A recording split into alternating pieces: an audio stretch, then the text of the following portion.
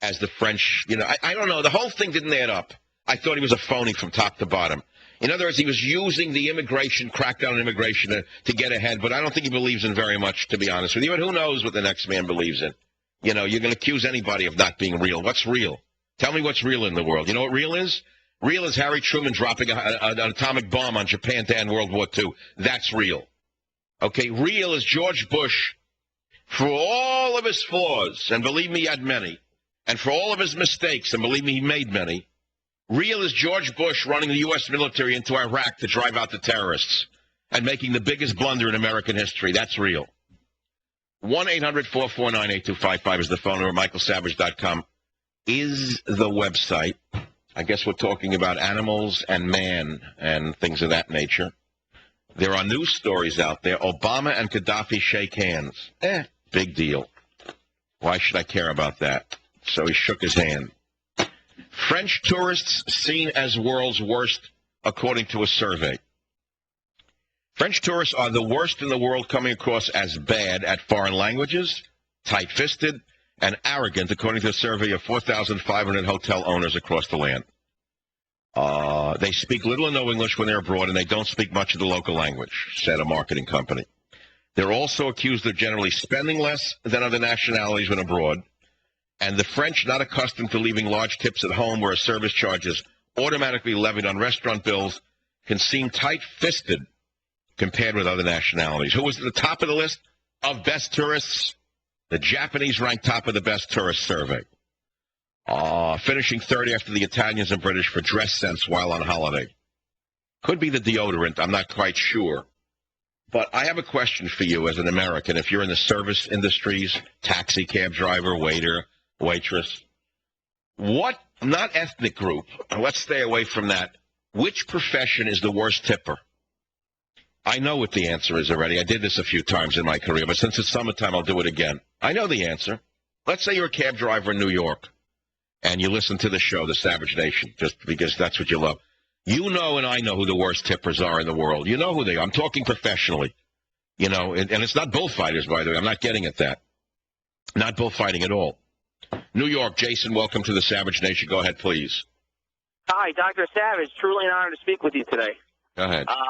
My friend's parents are actually from Spain, grew up for 30-some-odd years in Spain, came here, and they cannot stand bullfighting. In fact, they have all the Spanish channels, and they just will not even put it on, especially my friend's mother is just appalled and disgusted.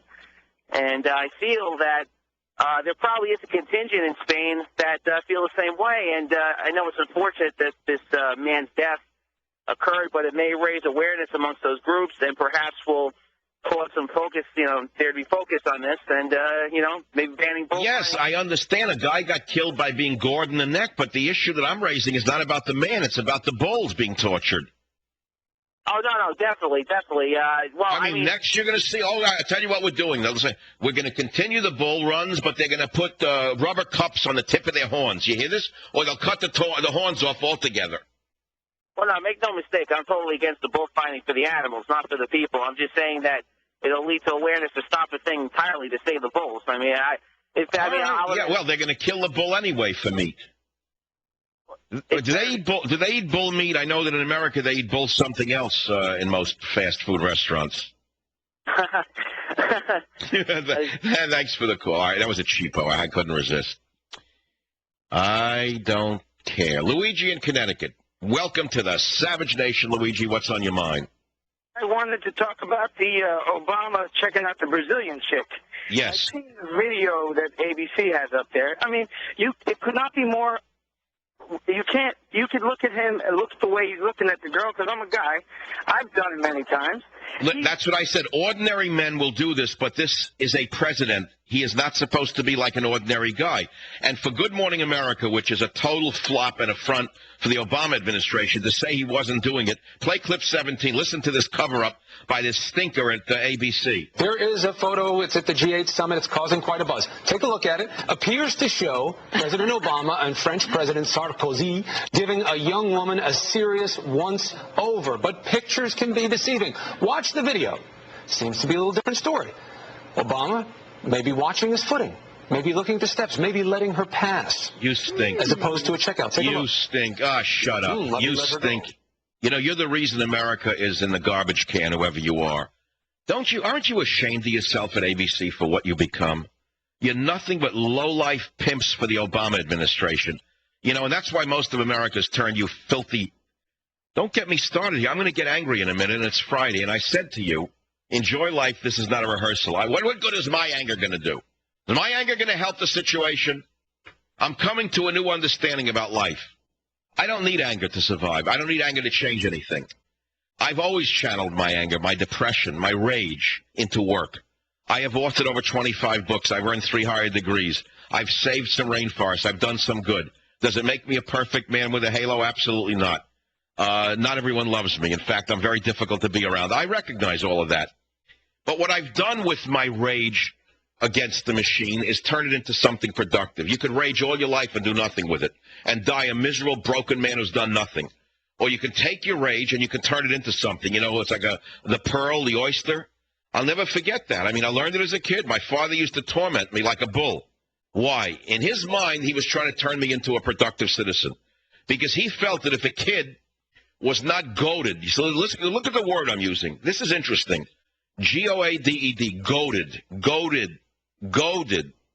In those days, the old men goaded their sons into becoming men. They didn't suggest they become men. They goaded them into being men. And if they went off the track, the father went crazy, by the way. In any way, you know, whether it was wearing clothing that was slightly not particularly, manly in those days. Because those guys, I mean, they dressed like like worsted in the summer. So God forbid you should wear anything colorful. They thought already you're ready to become a ballet dancer, if you know what I'm talking about. Or taking a young kid and putting him in a basement and making him clean bronzes with his face getting blotched. Was it torture? No. In his mind, he had had enough of me eating steak and French fries in the living room and getting soft and him coming home white from work and saying, that's it, he's going to work with me and make blah, blah, blah. So in his mind, he was toughening up the kid. They don't do that to girls. They don't raise their daughters that way. They raised their sons that way. I didn't do it that way with my children. I know I'm drifting into something else because I felt that there's a way to go too harsh, and there's a way to raise a son to be a man and to be a productive man and to do great things without pushing him, so far in the other direction that it resents you.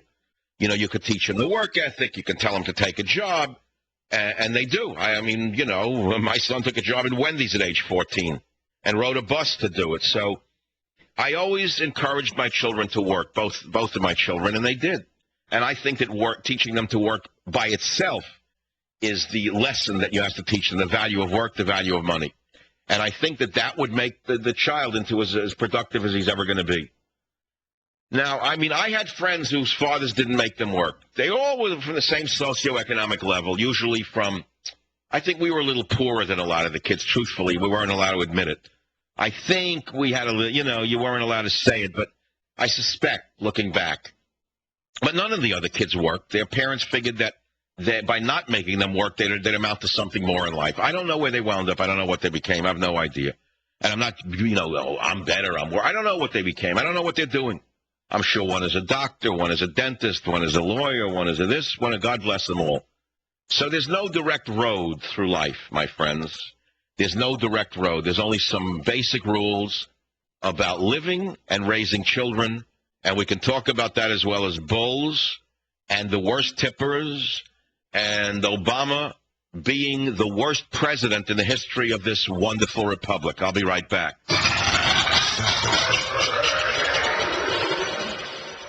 Is your inheritance stuck in probate? Inheritance Funding Company can advance you the cash you need in as little as 72 hours. Go to inheritancefunding.com or call 877-YOU-AIR. That's 877-YOU-HEIR. The Savage Nation. Says a lot of things people don't have the boldness to say. Weekday afternoons 3 to 7. Talk 910 KNEW. From the very start, this girl will leave me with a broken heart. I listen, people, what I'm telling you.